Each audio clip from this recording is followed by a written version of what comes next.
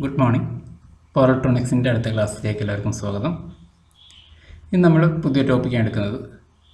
നമ്മുടെ പവർ സപ്ലൈയിൽ തന്നെ നമ്മൾ വീടുകളിൽ ഡൊമസ്റ്റിക് ആവശ്യത്തിനും അതുപോലെ ഇൻഡസ്ട്രിയൽ ആപ്ലിക്കേഷനൊക്കെ ഉപയോഗിക്കുന്ന UPS അല്ലെങ്കിൽ അൺഇൻറ്ററപ്റ്റബിൾ പവർ സപ്ലൈ.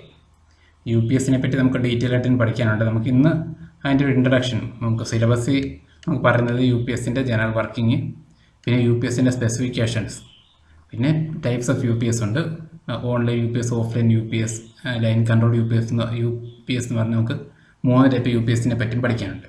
അപ്പോൾ UPSൻ്റെ ടോപ്പിക്കോടുകൂടി നമ്മുടെ സിലബസ് അവസാനിക്കുകയാണ് ശരിക്കും. അപ്പോൾ ഇന്നത്തെ ക്ലാസ് നമ്മൾ UPSൻ്റെ ജനറലായിട്ടുള്ള UPSൻ്റെ വർക്കിങ്ങും അതിൻ്റെ പ്രോഗ്രാം, അതുകൂടാതെ UPSൻ്റെ സ്പെസിഫിക്കേഷൻ, അത് വളരെ ഇമ്പോർട്ടൻ്റ് ആയിട്ടുള്ള ടോപ്പിക്കാണ്. സ്പെസിഫിക്കേഷൻ പലതവണ നമ്മുടെ മെയിൻ എക്സാമിന് ചോദിച്ചിട്ടുള്ളതാണ്. ഇത്തരം കാര്യം നമ്മളിന്ന് നോക്കുന്നത്. UPS എന്ന് പറഞ്ഞാൽ നമുക്ക് ഓൾറെഡി നിങ്ങൾക്ക് എല്ലാവർക്കും അറിയാവുന്നതായിരിക്കും. നമ്മുടെ സെൻസിറ്റീവ് ആയിട്ടുള്ള ഇലക്ട്രിക്കൽ എക്യുപ്മെൻറ്റ്സിന് വേണ്ടി, പ്രത്യേകിച്ച് കമ്പ്യൂട്ടർ അല്ലെങ്കിൽ കമ്മ്യൂണിക്കേഷൻ എക്യുപ്മെൻറ്റിന് അൺഇൻറ്ററപ്റ്റഡ് ആയിട്ടുള്ള പവർ സപ്ലൈ കൊടുക്കാൻ വേണ്ടി ഉപയോഗിക്കുന്ന ഒരു എക്യുപ്മെൻ്റാണ് UPS എന്ന് പറഞ്ഞാൽ. ഇപ്പോൾ ഒരു പവർ ഫെയിലിയർ എന്തെങ്കിലും ഉണ്ടായാലും നമ്മുടെ ഈ ഉപകരണത്തിൻ്റെ പ്രവർത്തനത്തെ ബാധിക്കാതെ അത് കണ്ടിന്യൂസ് ആയിട്ട് പ്രവർത്തിക്കാൻ ആവശ്യമായിട്ടുള്ള പവർ സപ്ലൈ കൊടുക്കുന്ന ഉപകരണമാണ് UPS. അപ്പം നമ്മൾ ഈ കമ്പ്യൂട്ടർ പോലുള്ള എക്യുപ്മെൻറ്റ്സിൻ്റെ ഒരു കാര്യം എന്ന് പറഞ്ഞാൽ പെട്ടെന്ന് ഒന്ന് ഓഫ് ആകുകയാണ്, നമ്മൾ സ്റ്റോർ ചെയ്തേക്കുന്ന പല ഡേറ്റയും അത് ലോസ് ആകാൻ സാധ്യതയുണ്ട്. അപ്പം അങ്ങനെ സംഭവിക്കാതെ നമ്മുടെ ഡേറ്റ പ്രൊട്ടക്ട് ചെയ്യുക, അങ്ങനെയുള്ള എക്യുപ്മെൻറ്റ്സാണ് നമ്മൾ മെയിനായിട്ട് UPS ഉപയോഗിക്കുന്നത്. അപ്പോൾ ഞാൻ ഇന്നലെ എനിക്കൊരു അസൈൻമെൻറ്റ് ക്വസ്റ്റ്യൻ ചോദിച്ചായിരുന്നു, നമ്മുടെ UPSും ഇൻവെർട്ടറും തമ്മിലുള്ള വ്യത്യാസം എന്താണ്. ശരിക്കും ഇത് രണ്ടും ഒരു കാര്യം തന്നെ ചെയ്യുന്നത്. ഒരെണ്ണത്തിന് രണ്ട് കേസിലും പവർ ഫെയിലാകുമ്പോൾ സപ്ലൈ കറണ്ട് പോകുമ്പോൾ നമുക്ക് ബാക്കപ്പ് പവർ പ്രൊവൈഡ് ചെയ്യുന്നു. അപ്പോൾ ആക്ച്വലി തമ്മിലുള്ള വ്യത്യാസം എന്താണ്? ഇപ്പോൾ നമ്മൾ അപ്പിയറൻസ് നോക്കുവാണെങ്കിൽ നമ്മുടെ ഇൻവെർട്ടറിനകത്ത് ഇൻവെർട്ടറിൻ്റെ പവർ സപ്ലൈ, അതായത് ബാറ്ററി നമ്മൾ എക്സ്റ്റേണലായിട്ട് പ്രൊവൈഡ് ചെയ്യുകയാണ്. അതേസമയം നമ്മുടെ UPSൻ്റെ ബാറ്ററി എന്ന് പറഞ്ഞാൽ UPSൻ്റെ ആ യൂണിറ്റിനകത്ത് തന്നെ ആയിരിക്കും. അത് ശരിക്കും എക്സ്റ്റേണലായിട്ടൊരു അപ്പിയറൻസിനകത്ത് വ്യത്യാസം മാത്രമാണ്. അപ്പം അത് നമ്മുടെ ഇൻവെർട്ടറിനകത്ത് കൊടുക്കുന്ന പവർ ബാക്കപ്പ് കൂടുതലായതുകൊണ്ട് അത് വെടിവെച്ചേക്കുന്നേ ഉള്ളൂ.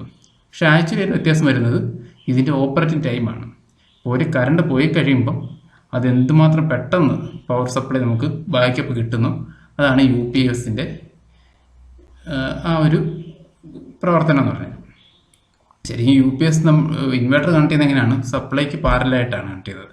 എന്ന് വെച്ചാൽ നമ്മൾ കറണ്ട് ഫ്ലോ പോയി കഴിഞ്ഞാൽ നമ്മുടെ ഈ ഇൻവെർട്ടർ സർക്യൂട്ടിൽ അതിനകത്ത് സെൻസർ കറണ്ട് പോയി മനസ്സിലാക്കുന്നു.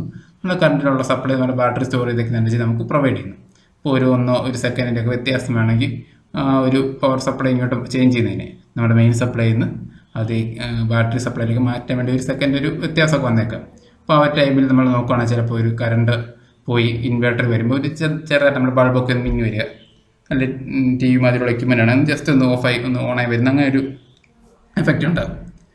പക്ഷേ അങ്ങനെ സംഭവിക്കുകയാണെങ്കിൽ നമ്മുടെ ഈ UPS ഉപയോഗിക്കുന്ന ഉദ്ദേശം നടക്കത്തില്ല. നമുക്ക് കമ്പ്യൂട്ടർ ഉപയോഗിക്കുകയാണെങ്കിൽ ഒരു മില്ലി സെക്കൻഡ് അല്ലെങ്കിൽ തീരെ ചെറിയൊരു ടൈം പോലും നമുക്ക് ആ ഒരു ഡിലേ ഉണ്ടാകാൻ പാടില്ല. നമ്മുടെ കറണ്ട് പോകുന്നുള്ള കാര്യം ഡിവൈസ് അറിയാനേ പാടില്ല. നമ്മൾ UPS ശരിക്കും സപ്ലൈ കണക്ട് ചെയ്യുന്നത് നമ്മുടെ സപ്ലൈക്ക് സീരീസ് ആയിട്ടാണ്. എന്നുവെച്ചാൽ നമ്മൾ സപ്ലൈ കൊടുക്കുന്നു, സപ്ലൈയിലോട്ട് തന്നെ UPS കണക്ട് ചെയ്യുന്നു. UPSൽ നിന്നെടുത്ത് നമ്മൾ നമ്മുടെ ഏത് എക്യുപ്മെൻ്റ് ആണോ പ്രൊട്ടക്ട് ചെയ്യുന്നത് അതിലേക്ക് കണക്ട് ചെയ്യുന്നു. അതായത് നമ്മൾ KCB സപ്ലൈന് വരുന്നെങ്കിൽ അത് UPSൽ കൂടെ കയറി ഇറങ്ങി തന്നെയാണ് വരുന്നത്. ഇപ്പോൾ സദാസമയം ശരിക്കും ഈ ബാറ്ററി നമ്മുടെ ഇതിനകത്ത് കണക്ട് ചെയ്തിട്ടുണ്ട്.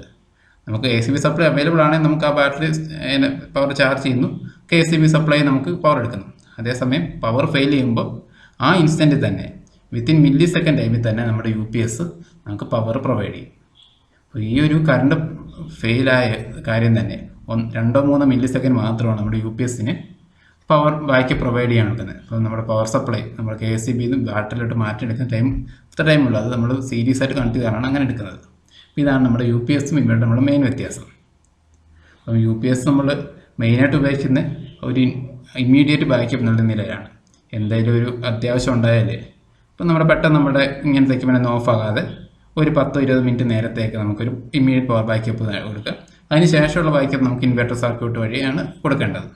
അപ്പം ഇത്രയാണ് നമ്മുടെ UPSൻ്റെ മെയിൻ ആപ്ലിക്കേഷൻ വരുന്നത്. അതുപോലെ അതിൻ്റെ വർക്കിംഗ് ഡെഫിനേഷൻ എന്ന് പറഞ്ഞാൽ, അപ്പം മെയിനായിട്ട് നമ്മുടെ കമ്പ്യൂട്ടറുകൾ കമ്മ്യൂണിക്കേഷൻ എക്യുപ്മെൻറ്റും പ്രൊട്ടക്ട് ചെയ്യാനാണ് നമ്മൾ UPS ഉപയോഗിക്കുന്നത്.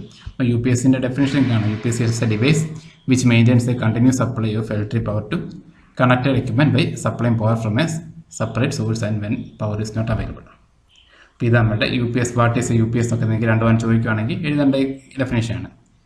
ഒന്നുകൂടെ പറഞ്ഞാൽ U P S is a device which maintains continuous supply of electric power. അപ്പോൾ നമുക്ക് കണക്ട് ചെയ്ത എക്യുപ്മെൻറ്റിലേക്ക് continuous supply of electric power, supply power ഇല്ലാത്ത സമയത്തും പ്രൊവൈഡ് ചെയ്യാനുള്ള എക്യുപ്മെൻ്റാണ് നമ്മൾ യു പി എസ് എന്ന് പറയുന്നത്. അടുത്ത specifications of U P S. നമ്മുടെ ഇതുവരെ പല എക്യുപ്മെൻറ്റ് നമ്മൾ പഠിച്ചെങ്കിലും നമുക്ക് സിലബസ് ഒരു എക്യുപ്മെൻ്റ് സ്പെസിഫിക്കേഷൻ പഠിക്കാൻ സിലബസ് പറഞ്ഞിട്ടില്ല. യു പി എസിൻ്റെ സ്പെസിഫിക്കേഷൻ മാത്രമേ നമുക്ക് സിലബസ് എടുത്ത് പറഞ്ഞിട്ടുള്ളൂ. ഈ ഒരു കാരണം കൊണ്ട് ഈ പോർഷൻ വളരെ ഇമ്പോർട്ടൻ്റ് ആണ്. ഇപ്പം കഴിഞ്ഞൊരു 5 വർഷത്തെ ക്വസ്റ്റ്യൻ പേപ്പർ എടുക്കുവാണെങ്കിൽ 3 വട്ടമെങ്കിലും ഈ specification of U P S question ചോദിച്ചിട്ടുണ്ട്. യു പി എസിൻ്റെ സ്പെസിഫിക്കേഷൻ ക്വസ്റ്റ്യൻ ചോദിക്കുകയാണെങ്കിൽ നമുക്കതൊരു കോളമായിട്ട് ഓരോന്നിൻ്റെയും അതിനകത്തെ ഓരോ എക്യുപ്മെൻറ്റേയും അതുപോലെ ഇൻപുട്ട് ഔട്ട്പുട്ട് തുടങ്ങിയ എല്ലാത്തിൻ്റെ സ്പെസിഫിക്കേഷനിൽ കോളായിട്ടൊന്ന് സിസ്റ്റമാറ്റിക്കായിട്ട് എഴുതി നമുക്ക് അതിനകത്ത് സുഖമായിട്ട് 7 മാർക്ക് സ്കോർ ചെയ്യാവുന്നൊരു ക്വസ്റ്റ്യനാണ് അത് വരുവാണെങ്കിൽ. അപ്പോൾ നമുക്ക് അതിനകത്തെ പല ടേംസ് നമുക്ക് നോക്കാം. നമുക്ക് ആദ്യം ഇൻപുട്ട് സപ്ലൈ, നമ്മൾ എത്ര വോൾട്ടാണ് ഇൻപുട്ട് കൊടുക്കേണ്ടത്. നമ്മുടെ നോർമലി കിട്ടേണ്ട ഇൻപുട്ട് സപ്ലൈ 230 വോൾട്ട് എ സിക്ക് ആയിരിക്കും നമ്മൾ ഡിസൈൻ ചെയ്യുന്നത്. അപ്പോൾ യു പി എസിനാകുമ്പോൾ നമുക്ക് ഒരു 130 to 300 വോൾട്ട് എ സി റേഞ്ചിൽ നമുക്ക് വോൾട്ടേജ് അപ്ലൈ ചെയ്യാം.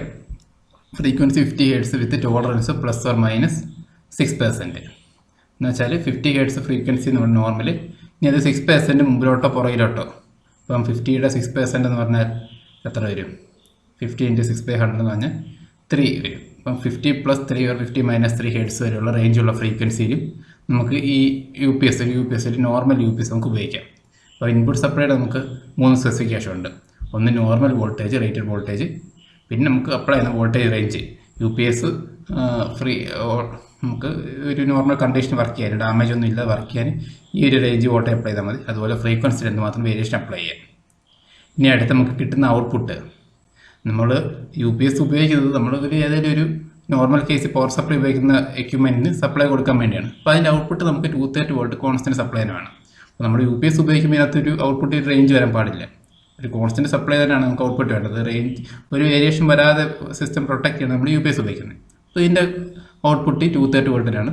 ഫ്രീക്വൻസി നമുക്ക് കിട്ടുന്ന ഫ്രീക്വൻസിയുടെ കൂട്ടല്ല, ഒരു കിട്ടുന്ന ഫ്രീക്വൻസി +6% വരെ വേരിയേഷൻ സമ്മതിക്കുമെങ്കിൽ നമുക്ക് യു പി എസിന് ഔട്ട്പുട്ട് വരുന്ന ഫ്രീക്വൻസി +or-1% വരെ ചേഞ്ച് വരുത്തുള്ളൂ. അതായത് 50 ഹെർട്സ് ഫ്രീക്വൻസി നമുക്ക് കിട്ടേണ്ടത് അത് 50.5 തൊട്ട് 49.5 തൊട്ട് 50.5 വരെ, ആ ഒരു ചെറിയ റേഞ്ച് മാത്രമേ ഫ്രീക്വൻസി വേരി ചെയ്യത്തുള്ളൂ. പിന്നെ output wave form quasi sine wave എന്ന് പറയും. ക്വാസി സൈൻ വേവ് എന്ന് പറഞ്ഞാൽ നമുക്ക് നേരത്തെ നമ്മൾ ഇൻവേർട്ടറിൻ്റെ കാര്യമൊക്കെ പറഞ്ഞാൽ അതൊരു പ്യുവർ സൈൻ വേവ് നമുക്ക് ഒബ്റ്റെയിൻ ചെയ്യാൻ കഴിയത്തില്ല. അതിന് പകരം ഒരു റെക്ടാങ്കിൾ വേവ് ഫോം ആയിരിക്കും നമുക്കൊരു ഇൻവേർട്ടർ സർക്യൂട്ട് നമുക്ക് ഒബ്റ്റെയിൻ ചെയ്യാൻ കഴിയുന്നത്. ഇപ്പോൾ നമുക്ക് യു പി എസിൻ്റെ കേസ് നമുക്കൊരു ക്വാസി സൈൻ വേവ് എന്ന് പറഞ്ഞാൽ നമ്മുടെ ഈ 3 ഫേസ് ഇൻവെർട്ടറിൻ്റെ ഔട്ട്പുട്ട് നിങ്ങൾ കണ്ട ഓർമ്മയുണ്ടായിരിക്കും. ഇങ്ങനെ സ്റ്റെപ്പ് മാതിരി, ആദ്യം ഒരു ചെറിയ, പിന്നെ ഒരു അടുത്ത സ്റ്റെപ്പ്, പിന്നെ പീക്ക്, പിന്നെ ചെറിയ സ്റ്റെപ്പ്, പിന്നെ വീണ്ടും ചെറിയ സ്റ്റെപ്പ്, പിന്നെ നെഗറ്റീവ് സൈക്കിളോട്ട് പോകുന്നത്. ഇങ്ങനെ ഈ നമ്മുടെ റെക്ടാങ്കിൾ വേവിനെ അതിനെ പല സ്റ്റെപ്പായിട്ട് വേരി ചെയ്ത് ഒരു നിയർലി ഒരു സൈൻസോയിഡ് വേവ് ഫോം ആയിട്ട് കൺവേർട്ട് ചെയ്യുന്ന ആ ടൈപ്പ് ഔട്ട്പുട്ട് വേവ് ഫോം ആയിരിക്കും നമ്മുടെ യു പി എസിന് കിട്ടുന്നത്. അല്ല നമുക്കൊരു പ്യുവർ സൈൻസോയിഡ് വേവ് ഫോം നമുക്കൊരു ഓൾട്ടർനേറ്റർ ഉപയോഗിച്ച് നമുക്ക് ജനറേറ്റ് ചെയ്യാൻ സാധിക്കത്തുള്ളൂ. അല്ലാതെ നമുക്കൊരു കിട്ടുന്ന ഇൻവെർട്ടറിൻ്റെ ഔട്ട്പുട്ടിൽ നിന്ന് ഒരു പ്യുവർ സൈൻസോയിഡ് വേവ് ജനറേറ്റ് ചെയ്യുന്ന പറഞ്ഞാൽ അത് പ്രാക്ടിക്കലി സിമ്പിളായിട്ട് പോസിബിൾ ആയിട്ടുള്ളൊരു കാര്യമല്ല. പിന്നെ ബാറ്ററി, നമുക്ക് നമ്മുടെ യു പി എസിനകത്തെ ബാറ്ററി നിങ്ങൾക്കറിയാം, നമ്മളത് ബാറ്ററി സർവീസിൻ്റെ ബാറ്ററി അല്ല.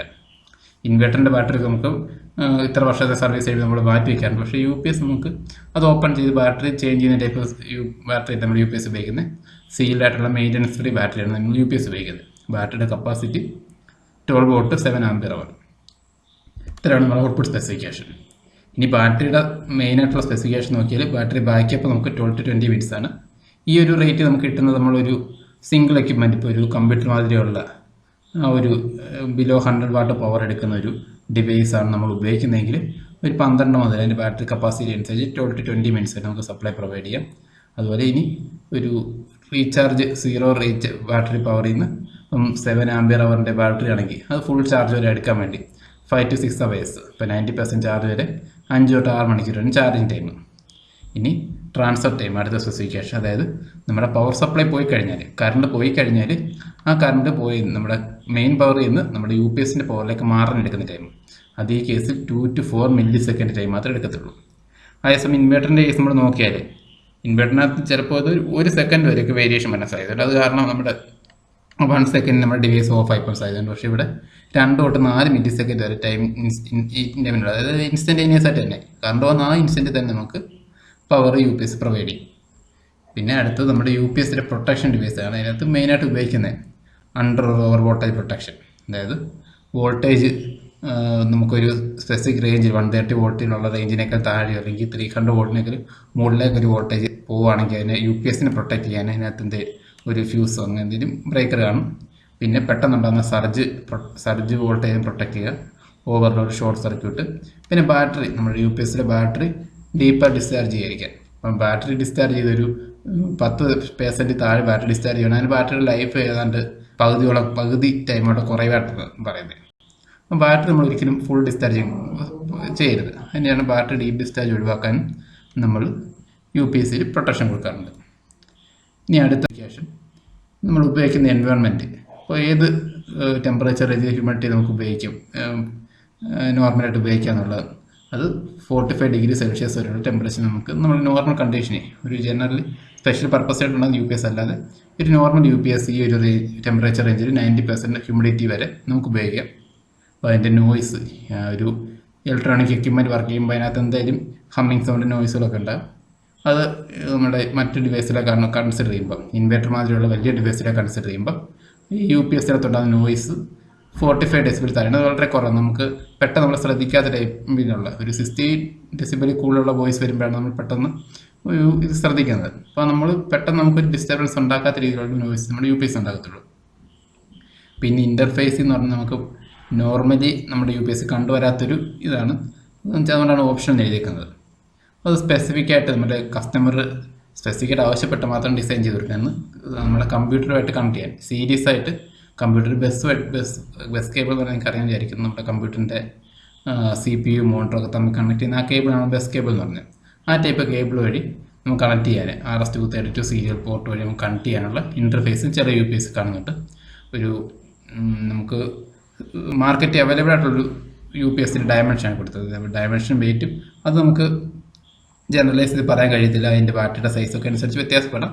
പക്ഷെ നമുക്ക് നോർമലി മാർക്കറ്റ് അവൈലബിൾ ആയിട്ടുള്ളൊരു UPSൻ്റെ ഫിസിക്കൽ സൈസ് ഡയമെൻഷൻ നോക്കിയാൽ 295 millimetre length, 150 millimetre width, 125 millimetre height.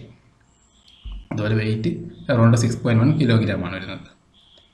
അപ്പോൾ ഇത്രയുമാണ് നമ്മുടെ UPSൻ്റെ സ്പെസിഫിക്കേഷൻ. അപ്പോൾ സ്പെസിഫിക്കേഷൻ നിങ്ങൾക്ക് ചോദിക്കുവാണെങ്കിൽ എനിക്ക് നല്ല ചാൻസ് ഉള്ളൊരു ക്വസ്റ്റ്യനാണ് സ്പെസിഫിക്കേഷൻ ചോദിക്കുവാണെങ്കിൽ ഈ ഒരു പോർഷൻ, ഈ ഒരു 2 പേജ് നിങ്ങൾ കണ്ട ഈ കോളം 2 വരച്ചെന്ന് എഴുതിയാൽ നിങ്ങൾക്ക് തീർച്ചയായും ഫുൾ മാർക്ക് കിട്ടും. അപ്പം നിങ്ങളത് പഠിച്ചിരിക്കേണ്ട ഒരു പാഠമാണ്, ക്ലിയറായിട്ട് അറിഞ്ഞിരിക്കേണ്ട ഒരു ഭാഗമാണിത്. അപ്പോൾ സ്പെസിഫിക്കേഷൻ ചോദിക്കത്തില്ലെന്ന് വിചാരിക്കരുത്. അത് നിങ്ങൾ ക്വസ്റ്റ്യൻ പേപ്പറിൽ നിന്ന് എടുത്ത് നോക്കി നിങ്ങൾക്ക് ഡൗട്ട് മാറും. അപ്പോൾ ഈ ഒരു സംശയം സബ്ജക്റ്റിലൂടെ കമൻറ്റായിട്ടൊക്കെ ചോദിക്കാം. നമുക്ക് അതിന് ഉച്ച കഴിഞ്ഞ് കഴിഞ്ഞ മറ്റേ സ്കോളർ സപ്പോർട്ട് പ്രോഗ്രാം അത് ഇപ്പം പഠിപ്പിക്കുന്ന പോർഷൻ, നമ്മുടെ പോർഷനൊക്കെ ഏതാണ്ട് തീരാറായി. നമുക്കത് ഡൗട്ട് ഡിസ്കഷനൊക്കെ ഇനി സ്റ്റാർട്ട് ചെയ്യാം. പിന്നെ ഞാൻ നിങ്ങൾക്ക് തരുന്ന അസൈൻമെൻറ്റ്, അപ്പോൾ നമുക്ക് UPS പല ടൈപ്പ് UPSനെ പറ്റി പറഞ്ഞു ഉണ്ടെന്ന് ആദ്യം ഞാൻ ഇൻട്രൊഡക്ഷൻ പറഞ്ഞു. ഇപ്പോൾ ഏതൊക്കെ ടൈപ്പ് UPS ആണെന്നുള്ളത് നിങ്ങളൊന്ന് കണ്ടുപിടിച്ചായിരുന്നു. ജസ്റ്റ് നിങ്ങൾക്ക് ഇത് കണ്ടുപിടിക്കാൻ വേണ്ടി നെറ്റ് സെർച്ച് ചെയ്യണമെന്നില്ല, നിങ്ങളുടെ സിലബസ് നോക്കിയാലും മതി. അപ്പോൾ അതിനെപ്പറ്റി നമ്മൾ അടുത്ത ക്ലാസ്സിൽ ഓരോ ടൈപ്പ് UPSനെ പറ്റി പഠിച്ചോളും. ആ ടൈപ്പ് ഏതൊക്കെ ഐഡൻറ്റിഫൈ ചെയ്ത് നിങ്ങൾ അസൈൻമെൻറ്റ് അപ്ലോഡ് ചെയ്യേണ്ട ലിങ്കിൽ ടൈപ്പ് ചെയ്ത് അപ്ലൈ ചെയ്യുക. അടുത്ത ക്ലാസ്സിൽ കാണുന്നതിലേക്ക് താങ്ക് യു.